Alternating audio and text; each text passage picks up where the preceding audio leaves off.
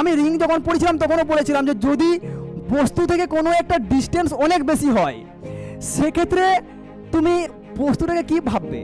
একটা ছোট চার্জ, তোমার ছোট পয়েন্ট মনে হবে, বিন্দু আধান মনে হবে। মানে এই যে এল এর এফেক্ট, এটা এই ধরো এই যে চার্জের মানে রিং রডের যে তোমার ডিস্টেন্স এল ছিল, সেখান থেকে অনেক দূরে যদি তুমি যেটা পয়েন্ট দেখো, তোমার অবজারভেশন পয়েন্ট যদি পি হয়, তো পি থেকে দেখলে তোমার রডটা কি মনে হবে? রডটাকে তো একদম বিন্দু আধান মনে হবে না?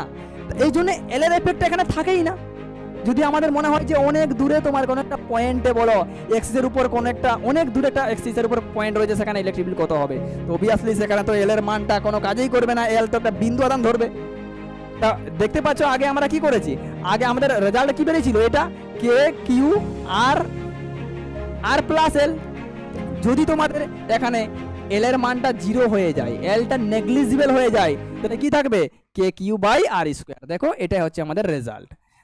ই সমান হচ্ছে approximate K Q by R square. দেখো তোমাদের এখানে কিন্তু সুন্দর করে আমি বলে রেখে দিয়েছি যে যখন পর্যবেক্ষণ বিন্দু বড় মানে বিন্দু এই রড থেকে অনেক দূরে থাকবে, রড থেকে অনেক দূরে থাকা মানে কি, যে এই ডিস্টেন্সটা, এই যে আমরা ডিস্টেন্সটা যেটা আটটা এটা এল এর থেকে অনেক অনেক বড় হবে, গ্রেটার দেন এল, তখন পুরো রডটিকে একটি আমরা পয়েন্ট চার্জ হিসাবে ধরা যায়।